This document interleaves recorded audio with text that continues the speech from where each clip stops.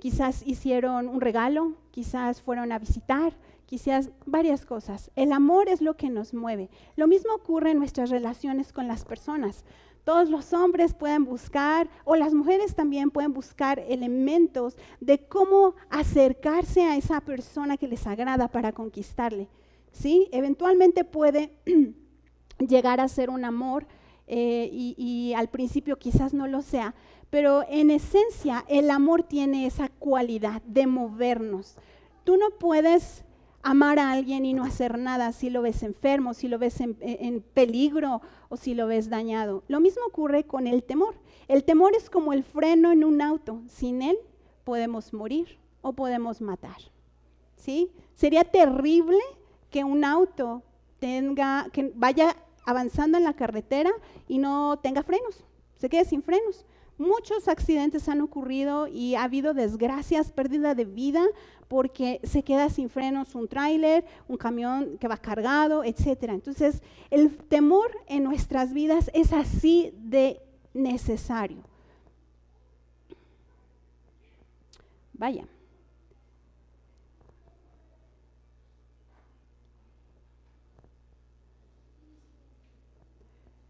¿Qué es el temor a Dios? Es una actitud del corazón que involucra una mezcla de profundo respeto, reverencia y admiración intensa por la santidad, majestad y poder de Dios. Entonces, nosotros tenemos aquí este concepto. Realmente es muy necesario que podamos enfocar nuestra vida en lo que es el temor de Dios y podamos vivir a partir de esta definición. Dice, vamos a la siguiente. Bíblicamente se hace referencia a 3 tipos de temores de Dios. ¿Habían escuchado de esto, hermanos? De 3 tipos de temores de Dios. Normalmente nos hablan sobre el temor de Dios, pero bíblicamente se hace referencia, o lo podríamos como separar en 3 tipos distintos, si fuese posible el concepto. El temor reverencial lo dice aquí en Salmo 134. No sé quién traiga su Biblia, espero hayan traído su Biblia, porque hoy no vamos a estar presentando muchas de las citas bíblicas. El temor reverencial. Y alguien más que pueda buscar la cita del temor de perder a Dios. Aquí en los cantos ahorita, en la alabanza, estamos clamando al Señor sobre que Él no nos dejara, ¿sí? Que Él nos hablara, que Él nos escuchara. Entonces, el temor de Dios o el temer a perder a Dios es algo que el verdadero cristiano alguna vez en su vida ha podido experimentar o podrá experimentar por causa del pecado, por causa de alguna situación que pueda estar en contra de nuestra comunión con Dios, que ensucie, que enturbie. Entonces podemos tener un temor de perderlo. Y quiero que busquen, si fueran posible, no sé si encontraron Salmo 130 al 4, hermana Sabi. ¿Sí? Pero en ti hay temor para que seas reverenciado. Pero en ti hay perdón para que seas reverenciado. Muchas gracias.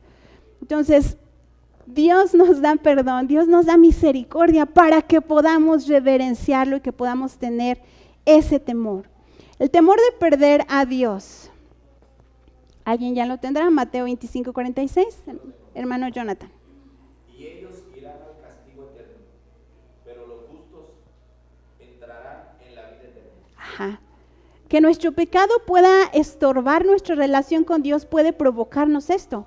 Puede ser una situación tan delicada, ¿sí?, que tengamos un clamor de Dios, no me dejes, Dios, no me abandones. Y vamos con el otro, el temor al castigo de Dios. Hebreos 12:7, podemos buscar esa cita, no sé si Elenita lo tendrá o Carlita. ¿No? ¿Alguien? Perdón, hermanos, no les avisé antes, una disculpa.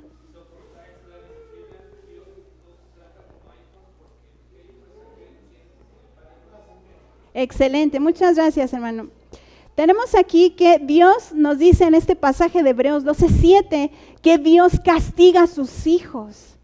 ¿Sí? Dios castiga. Aquí tenemos en Hebreos 12:7 la paternidad de Dios. También hay un castigo que Dios da a las naciones en general, no porque seamos necesariamente sus hijos, sino en realidad porque están sobre juicio las personas. Mateo 11:24 nos habla sobre esto y nos dice ahí que Dios como juez, ¿sí?, iba a traer castigo a ese lugar, a esa ciudad. No sé si el hermano Jonathan ya lo tendrá. Sí. Gracias. Les digo que el día del juicio aún a Sodoma. Sí. Le irá mejor que a ustedes. Muy bien. En el día del juicio a una Sodoma, al pueblo de Sodoma les iría mejor que a ellos. Era un juicio que Dios estaba diciendo como forma de castigo por sus pecados. Entonces, esto es temor a Dios. Bíblicamente se hace referencia a ellos. Ahora vamos a la que sigue. ¿Por qué debemos tener temor a Dios? Aquí está, Luisito, ¿por qué? Solo los letreritos, por favor. ¿Por qué Él ordena? ¿Y por qué Él es temible? Simplemente por eso. Hay más razones, pero en esencia es esto. Él ordena, Él nos lo ordenó. Lo leímos al principio, cuando estaba mencionando en el pasaje de Deuteronomio, donde decía que pide Jehová tu Dios de ti, que le temamos. Es una orden, ¿sí? Y porque Él es temible. En Deuteronomio, aquí sí está en pantalla, Deuteronomio 10:17 dice, porque Jehová vuestro Dios es Dios de dioses y Señor de señores, Dios grande, poderoso y temible, que no hace acepción de personas ni toma cohecho. Dios es temible. Dios no es cualquier persona, no es un diosecillo que podamos manipular o recrear o hacer con nuestras manos. Dios es todopoderoso y es el creador de todo.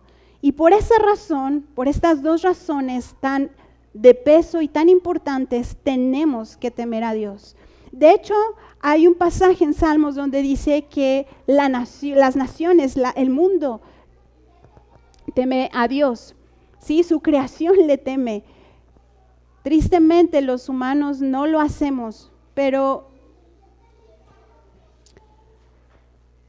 es una orden, es un mandato. Bueno, vamos a la que sigue.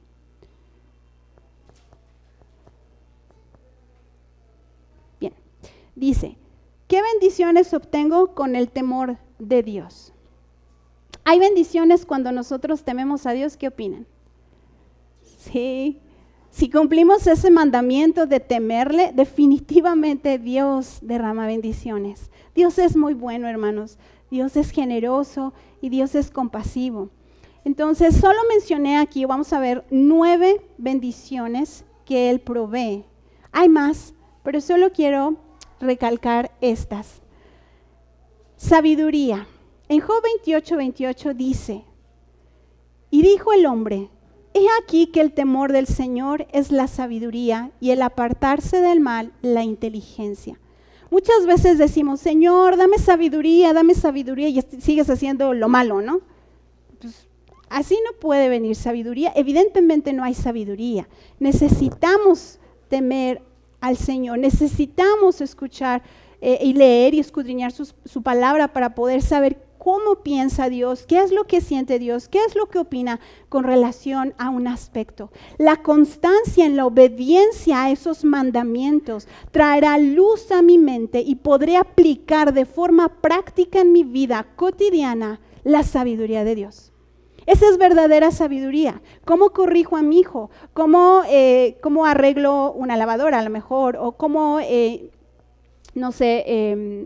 resuelvo un problema en una tarea, o cómo lidio con un vecino problemático, no sé, 1000 cosas que nosotros tenemos en nuestra vida cotidiana y a veces por la falta de entendimiento no sabemos cómo ser sabios, porque no escudriñamos las Escrituras, porque no buscamos una verdadera comunión con Dios, porque no analizamos, como nos han estado enseñando los martes, ¿no? A desmembrar los versículos y saber cómo aplicarlo, cómo se aplica esto a mi vida, a mis necesidades como mamá, papá, ama de casa, estudiante, empleado, jefe.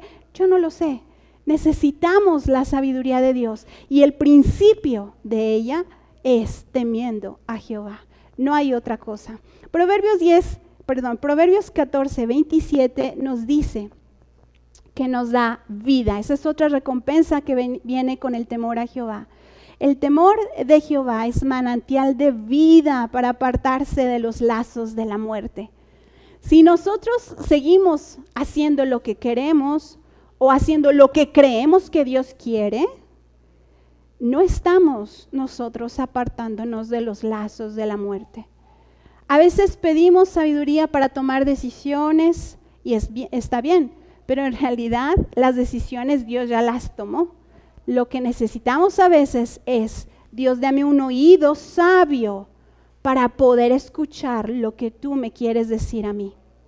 ¿Y cómo voy a resolver esto?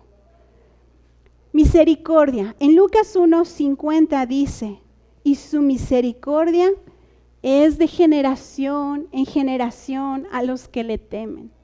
Qué preciosa promesa para todos los que son papás y mamás.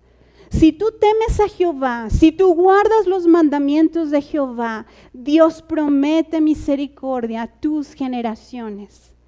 ¿Sí? Muchas veces seguimos o tenemos misericordia de Dios por nuestras generaciones anteriores, ¿sí? Por nuestros antecesores.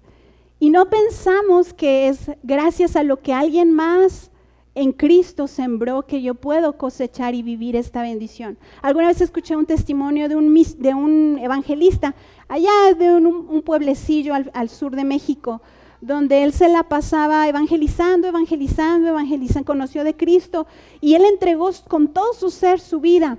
Y entonces él iba a los pueblitos, iba y llevaba la palabra del Señor y él daba todo lo que tenía, todos sus recursos en sus fuerzas, era poco, era muy poquito. Y le decían las personas, ¿no? Oye, ¿Dios no te da nada? O sea, ¿por qué siempre estás caminando? ¿O por qué no traes mejores zapatos? ¿O por qué no tienes mejor comida? Y él decía, Dios está guardando y Dios me va a recompensar y yo veré todas sus misericordias. Pasó su tiempo de vida aquí. Dios lo cuidó, Dios le proveyó todo lo que él necesitaba en el transcurso de su servicio al Señor, pero nunca tuvo en un exceso a comparación de la cantidad que él daba. Cuando él estaba en su lecho de muerte, le dijo a sus hijos, ustedes verán, ustedes van a recibir todo lo que yo sembré. Y cuando él falleció, esta persona falleció, fue enterrada, y muchísima gente de muchos pueblitos se enteraron de que este hombre había fallecido y fueron a su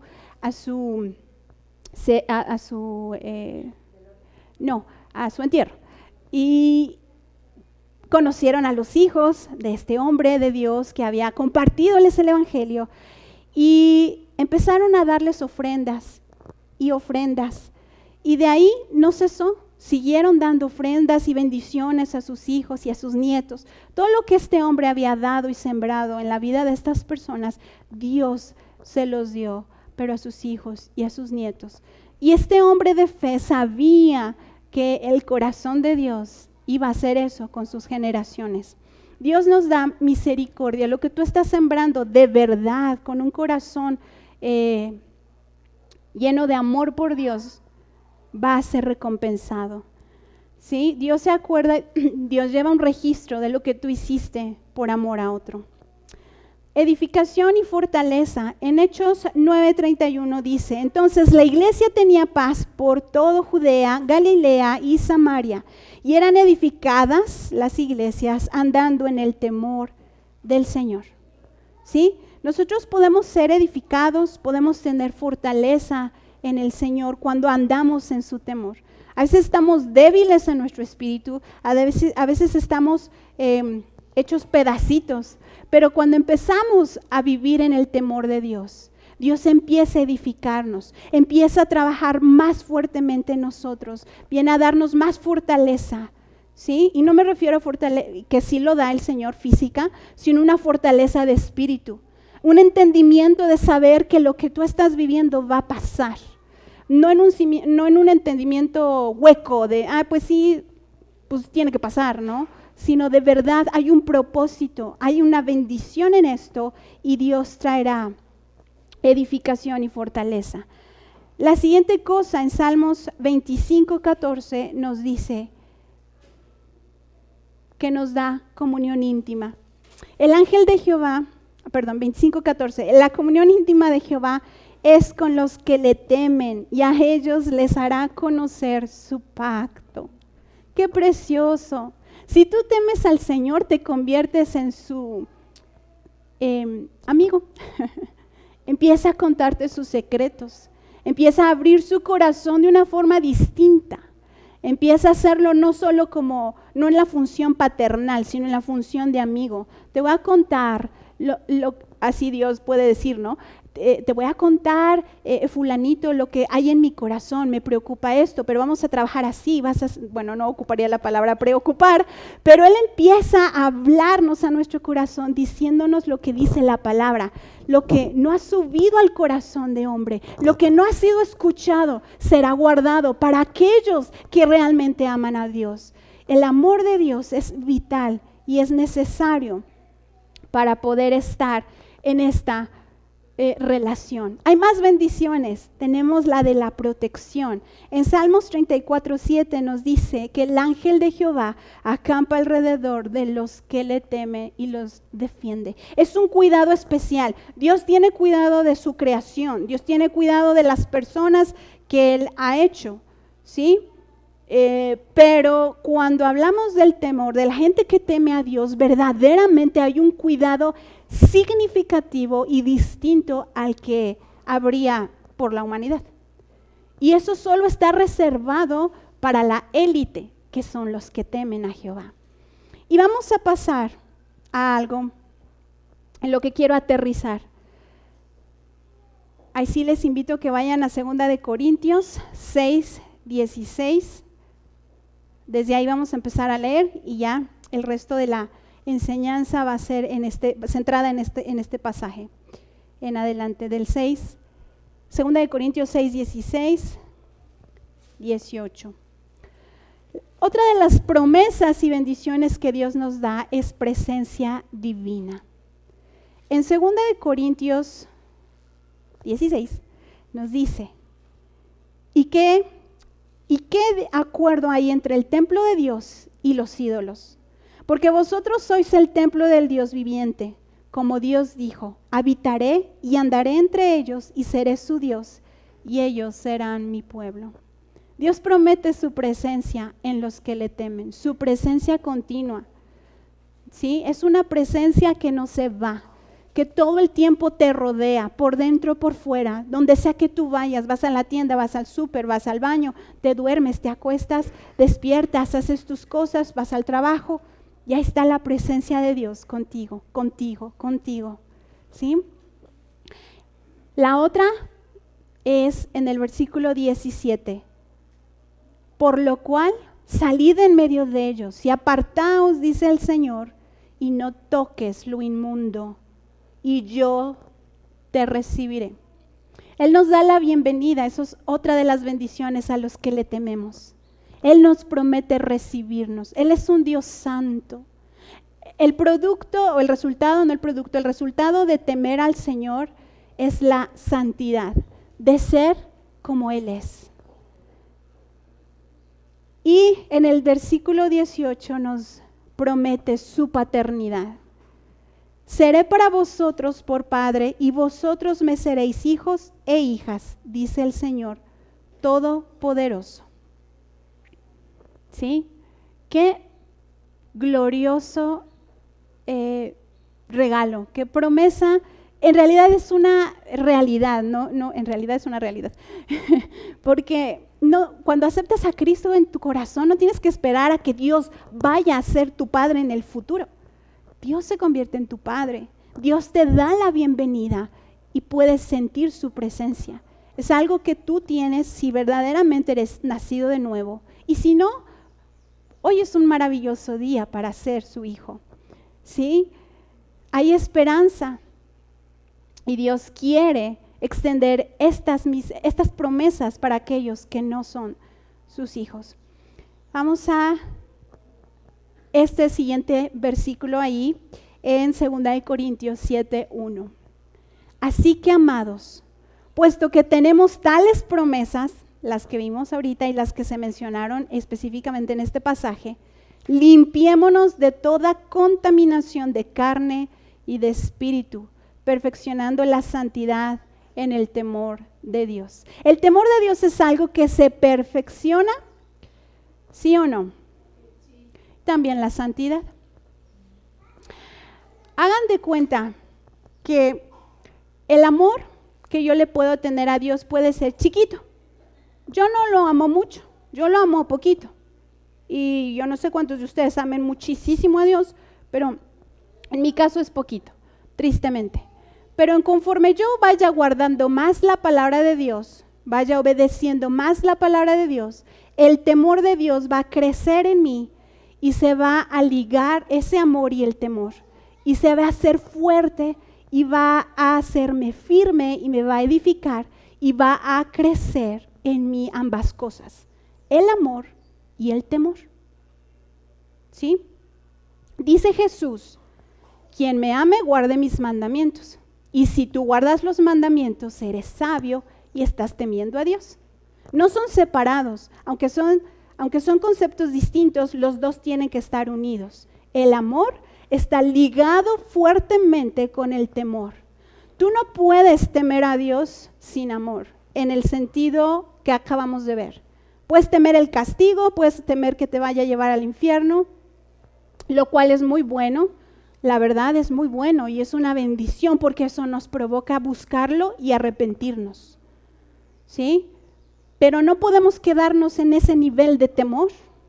Tenemos que avanzar a un temor más profundo, de empezar a conocerlo y empezar a buscar lo que Él busca y alejarnos del pecado, como nos dice aquí 2 Corintios 1:7. Voy a ir creciendo en santidad conforme guarde sus mandamientos. Cada uno de nosotros tiene un nivel de santidad. Cada uno de nosotros tiene un nivel del temor de Dios. Pero es un nivel que tiene que crecer. No podemos quedarnos así. Tenemos que avanzar. Tales promesas, dice, tales promesas, las que vimos ahorita, deben provocar amor, gratitud y agradecimiento, es lo mismo, a Dios por la abrumadora generosidad divina. Qué espléndido, qué maravillosas promesas tenemos en Dios. Una de las cosas que caracteriza a los pecadores no arrepentidos es la ingratitud. Entre más indiferente seas a las bendiciones de Dios, más ingratitud habrá en tu vida. Ah, salió el sol, pues es normal. Ah, puedo ir al baño sin dolor, pues es normal. Ah, pues tengo trabajo, pues es normal. Ay, no sé, puedo hacer estas ecuaciones matemáticas súper rápido, pues es normal, siempre lo he hecho, toda mi vida ha sido así. Entre más indiferentes seamos a eso, me llamó una persona que es mi amiga y pues siempre me llama, es normal. ¿Qué ingratitud hay en nosotros o podría haber en nosotros?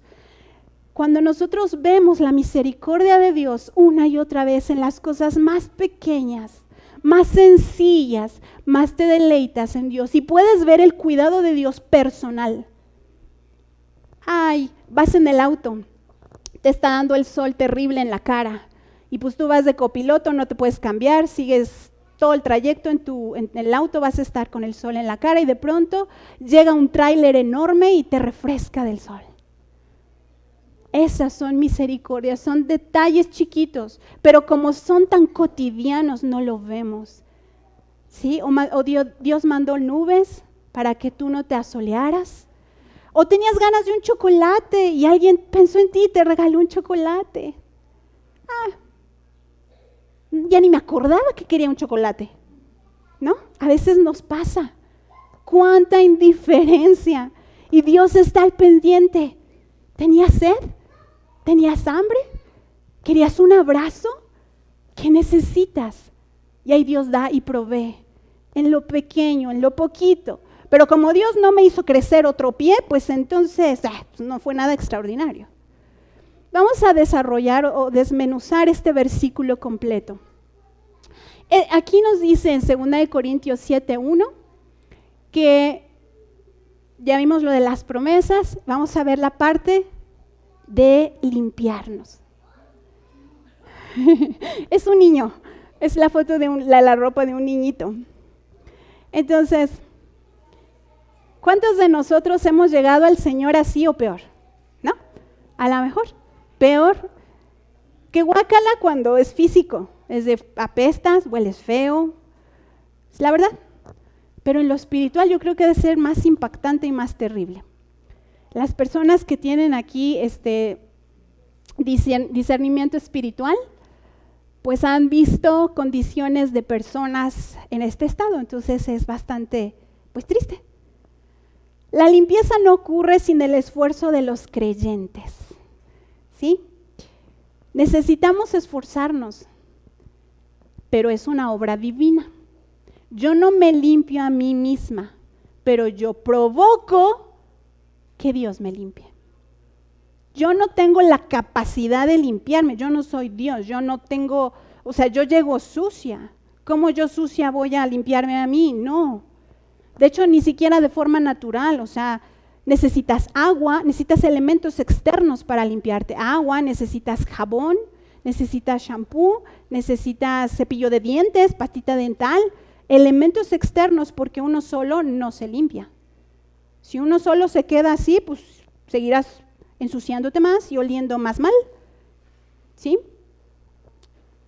Necesitamos entonces a Dios para que Él lo haga. La palabra molusmos del griego, molusmos, que es contaminación, solo aparece aquí en el Nuevo Testamento, en este versículo, en este Nuevo Testamento. Sin embargo, solo se utiliza 3 veces en todo este Nuevo Testamento. Las 3 veces que se usa se refiere a la contaminación religiosa. Fíjense, Pablo habla de contaminación religiosa. En este contexto, Pablo llama a los creyentes a limpiarse especialmente de todas las asociaciones con la religión falsa, ¿sí? No solo limpiarse de la inmoralidad y del pecado. A lo mejor, no sé, eras, ¿qué será? Un borracho y ya no eres más borracho. Sí, está bien, eso es muy bueno. Pero ahora tú empiezas a creer que practicar el Halloween está bien, ¿no? Como vimos en uno de los videos que compartieron en esa época, de algunas personas que creían cristianas o se decían cristianas, que era una fecha para poder hablar de Cristo haciendo o practicando el Halloween igual que el mundo, y al final ya les hablabas de Cristo. O sea, son elementos terribles, son falsas doctrinas. ¿Qué otra cosa podría ser un engaño? ¿Alguna idea? Que pueda adorar a otro Dios. Y a lo mejor no sabemos o pensamos que no adoramos a otro Dios, pero en lo profundo de tu corazón te adoras a ti mismo. Yo tengo que estar muy cómodo, o sea, a mí no me incomodes, por favor. Yo merezco que me den las gracias por todo el trabajo que hice. Yo merezco que reconozcan que llegué temprano. Yo merezco que reconozcan que di esto. Y es una forma silenciosa de tener otro Dios. O algo más. Es que yo no sirvo para nada. Es que yo soy una tonta. Es una forma de idolatría y es pecado. Está mal. Dios es todopoderoso, es suficiente en cada uno de nosotros. No podemos vernos a nosotros como nos veíamos. Es necesario cambiar nuestra forma de pensar y no nos damos cuenta. Pensamos que es humilde. No te molestes. ¿Cómo crees? No me des eso. Dios escudriñe, nosotros más bien, porque Dios conoce nuestro corazón. Dios prueba nuestro corazón no porque Él no sepa lo que hay necesariamente, sino porque Él quiere que tú sepas lo que hay en tu corazón.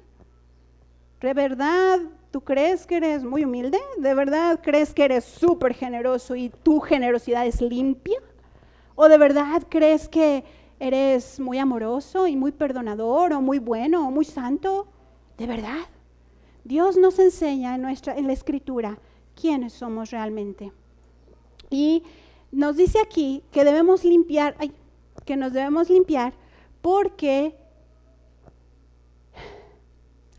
las falsas enseñanzas contaminan a toda persona. Otra falsa enseñanza es decir, no, yo voy a ayunar, es un ejemplo, ¿no? 40 días. Y después de 40 días y no cumplimos como el ayuno que describe la Biblia, nuestro corazón no fue limpiado, no nos humillamos, hicimos lo que quisimos, estuvimos, no sé, a lo mejor viendo todas las, en tu tiempo de ayuno, lo único que hiciste fue no comer, pero no oraste, no buscaste la palabra, seguiste en tu entretenimiento de todos los días, tu rutina diaria, pues así no va a haber cambio, solo no comiste. Y la gente cree que por hacer estas prácticas ya son más santos. Y es algo muy delicado. Consienten apetitos humanos pecaminosos y corrompen la mente. Estaba en una de mis clases de inglés, estaba estudiando un poco sobre las festividades del mundo y descubrí que en el Ramadán, que es un festejo de otra religión, de la religión musulmana, puedo no estar con todos los detalles, sin embargo, lo que quiero resaltar aquí es que ellos acostumbran a ayunar por 40 días. En la época de primavera, normalmente el Ramadán es por mayo. Y ellos ayunan de 6 de la mañana a 6 de la tarde. No comen absolutamente nada para poder santificarse a Allah. Pero en la noche y en la mañana, antes de las 6 de la mañana, ellos se dan atracones de comida para poder aguantar sus 12 horas sin comer. Y a veces nos pasa así. Nosotros comemos para poder aguantar. A lo mejor no en un ayuno, sino en algo más. ¿Sí? Aguanto, me abstengo de esto, lo que sea en tu vida, pero me doy un atracón en esto otro, que sí se ve moralmente mejor, o que sí es más aceptable cristianamente hablando. Y es delicado. Tenemos que ser muy cuidadosos porque estamos a lo mejor consintiendo pecados pecaminosos y corrompiendo nuestra mente.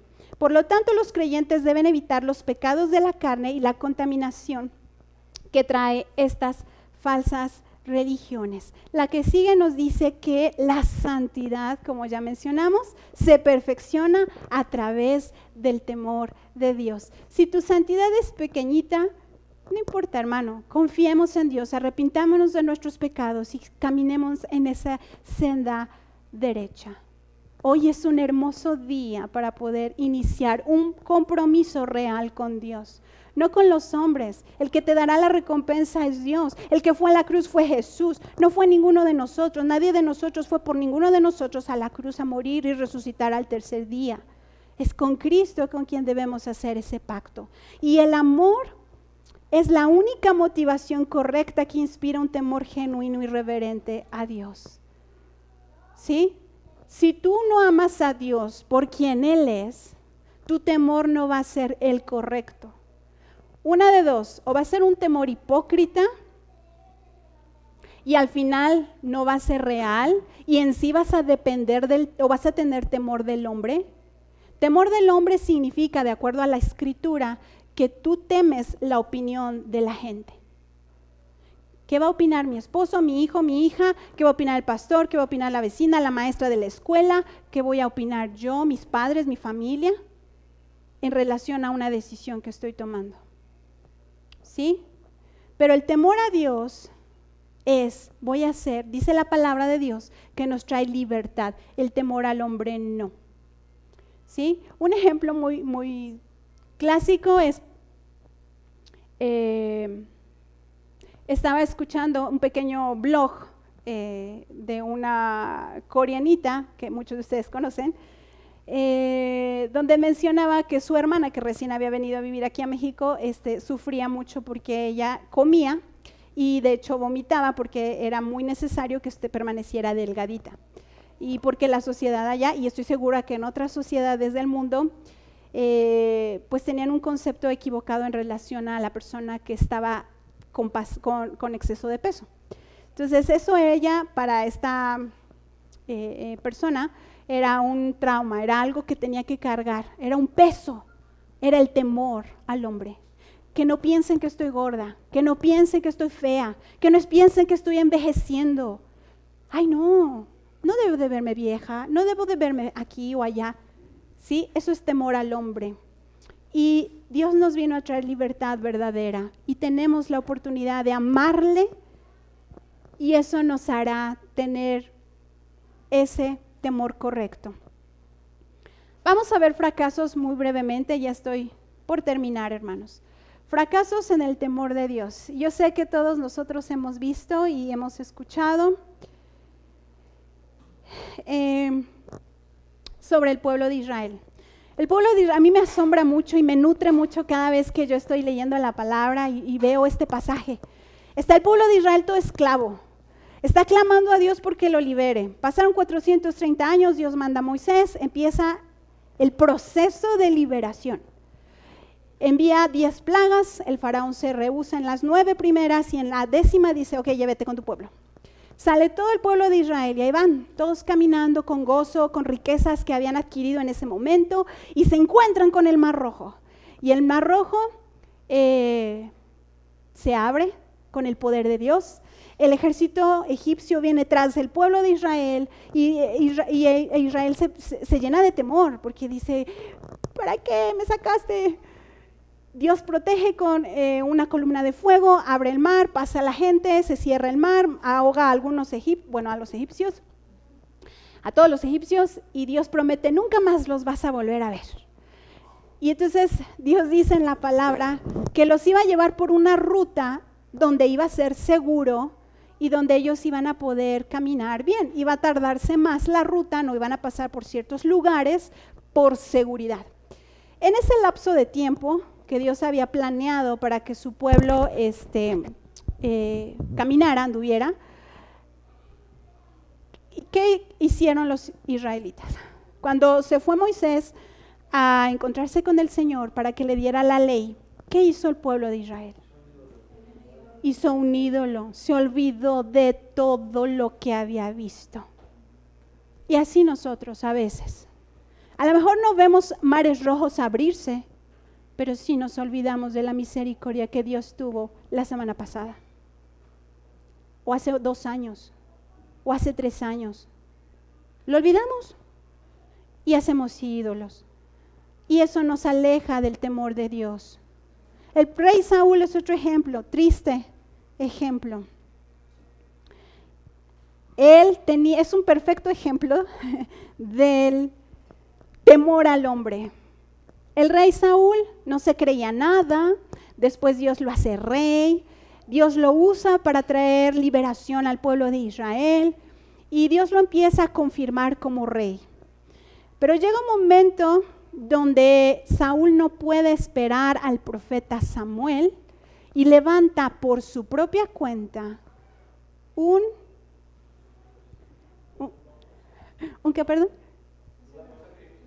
sacrificio, exactamente, levanta un sacrificio. Él no podía, por ley, hacer eso.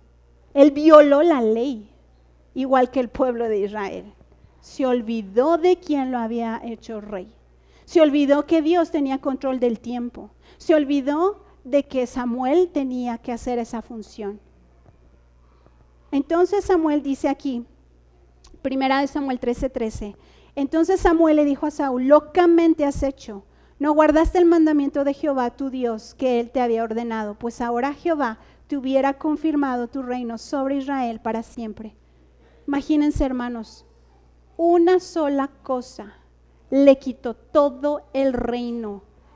Le quitó no solo el reino, le quitó la presencia de Dios, le quitó la gracia de Dios, le quitó la victoria de Dios, le quitó todo, la vida misma, la paz, la seguridad, todo se lo quitó por no temer a Dios. Demas. A veces no prestamos mucha atención a Demas, pero es un personaje excelente. Demas era una persona, la Biblia no menciona mucho de él, pero él ayudaba a Pablo. Y en una de las cartas paulinas, Pablo dice, te saludo, y Lucas y Demas, mi ayudante. Entonces estaba Demas normalmente trabajando con Pablo. Sin embargo, nos dice en 2 de Timoteo 4:10, Pablo está derramando su corazón en esa carta a su hijo Timoteo y le dice, Demas me ha desamparado, amando este mundo, y se ha ido a Tesalónica. Crescente fue a Galacia y Tito a Dalmacia. Pero lo que quiero enfatizar es esto. Demas me ha desamparado amando este mundo. El amor al mundo te va a quitar el temor a Dios. No podemos amar a Dios y amar al mundo. No se puede. Si aún en nuestro corazón hay amor al mundo, trabajemos en eso. Busquemos más a Dios. Alimentémonos más de su palabra para que podamos ver la belleza de Dios y podamos crecer en el amor de Dios. Pablo percibió al creyente como un viajero en camino entre el punto de partida y la meta de vivir al máximo como pueblo de Dios. Estamos en un camino. Tenemos que ser perseverantes. Ese camino es pesado, es largo, es estrecho, es difícil y muchas veces será solitario. Pero no te preocupes, Jesús subió a la cruz solo. No fue en compañía de sus discípulos, fue solo, murió solo. A pesar de que tenía compañía de 2 personas a su alrededor. Él murió solo por mí. Yo tengo que morir y tendré que morir muchas veces sola por Él. Y está bien, tenemos que imitar a Jesús. La meta de los creyentes debe ser la santidad, separándonos de todas las mentiras y engaños que nos puedan contaminar, impulsados por la esperanza de que algún día verán a Dios o veremos a Dios. Hermanos, la santidad no es una carga, no es una serie de reglas que tienes que cumplir. Ay, no matarás, no mentirás, no adulterarás, no robarás. Es tu vida, es mi vida. Y es aquello que me va a permitir estar en comunión con Dios. Entre más temor yo tenga a Dios, entre más amor yo tenga a Dios, más voy a anhelar a Dios y menos obstáculos voy a tener yo para estar cerca de Dios en esta tierra y de tener esa comunión tan perfecta o más perfecta de lo que ahorita tengo con Dios. Dios es el cielo mismo. Donde esté Dios, ahí es el cielo. Y puedo esperar a el cielo o puedo disfrutar desde ahorita al Dios del cielo y tener el cielo aquí. La santidad para eso me ayuda, es un instrumento que Dios busca que yo tenga, es una forma de vida con la cual yo puedo tener una relación más cercana a Él. Hagan de cuenta que está Dios acá y yo estoy acá, ya soy hija de Dios, pero aún me falta santidad. Aún me falta temor. En cuanto yo siga caminando más en santidad, yo me voy acercando a Dios. ¿Y saben qué es lo más hermoso? Que dice la palabra de Dios que Él también se acerca. Mi hija me está buscando, mi hijo me está buscando. Y se empieza a acercar. La distancia no sigue siendo la misma. Dios camina conforme nosotros vamos acercándonos. Eso Él lo promete. Es una gran bendición. Un buen perfume no necesita ser anunciado. Usted lo percibe inmediatamente, igual que la santidad. ¿Han visto a una mujer santa o un hombre santo que digan, no sé qué tiene, pero es hermoso, no hay otra manera de describirlo? La santidad es belleza, es limpieza, es pureza, es como, está tan iluminada la persona que dices, no sé qué tiene, pero es atrayente y es como de a menos que tú estés o yo esté muy, muy mal en el Señor, me da miedo, provoca miedo. Bueno, el bebé no provoca miedo. Pero sí, puede ser, como dice la pastora, ¿no? Los bebecitos, es un muy buen ejemplo, que son santos, están limpios, no han pecado. Entonces tú dices, ay, qué bonita, está bien tiernita, está bien tierna, ya hizo risitas, hoy no sé qué. Y realmente el bebé físicamente no es especialmente hermoso, es un bebé. Lo mismo ocurre con una persona, hombre o mujer, que esté consagrado a Dios. Es como, tiene algo. Y es una belleza tan distinta a la belleza que Satanás y el mundo provocan. Es tan hermoso. Y esa es la enseñanza de hoy, hermanos. Que podamos caminar hacia Dios y podamos crecer en el temor a Dios y en santidad, con el propósito de verlo. Esto es un deleite, no es una carga. Deleítate a sí mismo en Jehová, deleítate, y Él concederá las peticiones de tu corazón. Dios va a cambiar tu corazón cuando te deleitas, por lo tanto, tus deseos ya no van a ser iguales. Dios les bendiga y Dios les bendiga a los que se conectaron por Facebook. Que el Señor sea con ustedes esta semana. Vamos a orar.